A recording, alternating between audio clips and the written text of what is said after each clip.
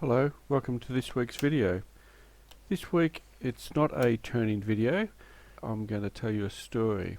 So a friend of mine is going over to New Zealand to a wedding, and she's seen some of my carvings. As you can see, I'm not that good at carving, but I've done a few little carvings of men and apples and faces, and she suggested that I do a carving of the bride and groom, which would be a great gift for the bride and groom in New Zealand.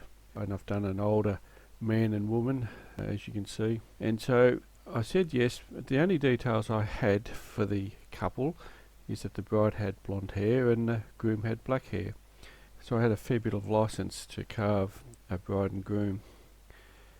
Now I've done plenty of male carvings, but I've been very limited in the female carvings, and the main reason, I suppose, is with the male you can add wrinkles and crevices, beards, moustaches.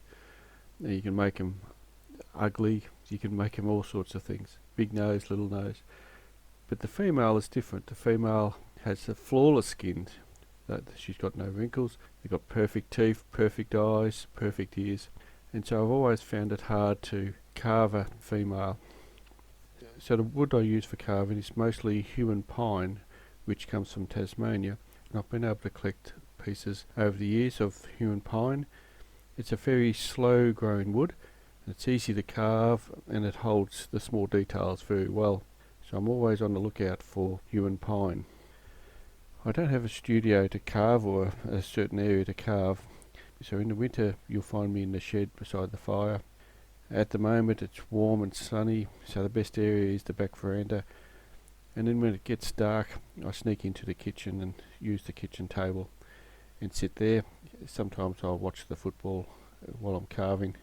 I've just got to be careful that I don't get too excited when Geelong kick a goal and I cut myself. So I also carve in the car or at the back of the car or standing beside the car while one of the sons is at cricket training. So I suppose I usually carve wherever I can. So with the groom I dressed him up in a suit and I also gave him some gumboots. So for Australians, we associate New Zealanders as people who always wear gumboots, as it's always wet and cold and windy in New Zealand, and so they've always got gumboots on. And so I've put some gumboots on the groom. We've got some gumboots near the back door. The cook uses them in the winter to get around when it's wet, and then she's doing the gardening. And then in the summer, just in case there's a snake, there's usually snakes around here, and so there's the gumboots and there's the shovel at the back door just in case we need to relocate a snake or two. So with the gumboots I've also given the groom an easygoing expression. He's dressed for the occasion except for the gumboots.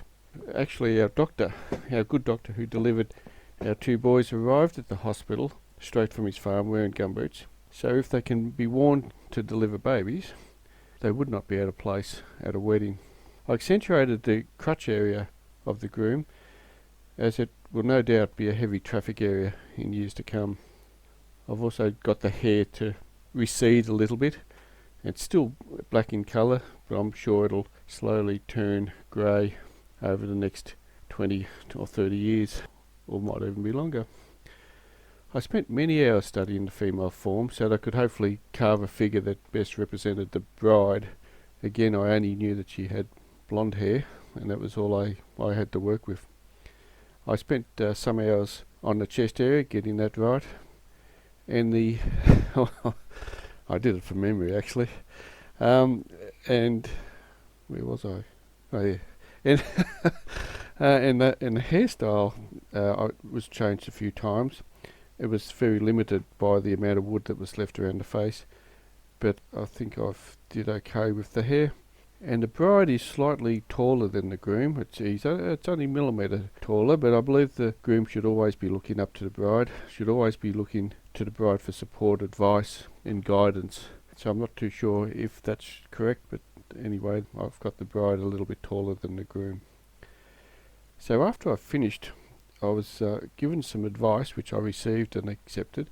The bride's face just wasn't right, I wasn't happy with it, and so reduced the nose slightly and condensed the chin a little bit, just took a little bit of wood off around the chin and then opened the eyes a little bit, made them a bit rounder. And the small alterations really changed the look and made the bride look a lot younger and prettier. So after that, we coated the bride and groom with Danish oil, and the Danish oil soaks into the wood and it just makes the paint go on evenly, and it looks a lot better at the finish. So once we did that, we handed the bride and groom to the best painter in the district. She's a wonderful painter, and as you'll see at the end of the video, she did a delicious job. She brought the figures to life. Anyway, so that's the little story about this carving. I do hope the real bride and groom like the wood pieces, and I wish them all the health and happiness for the future. So anyway, I hope you enjoy this video. I'll see you next time. Cheerio.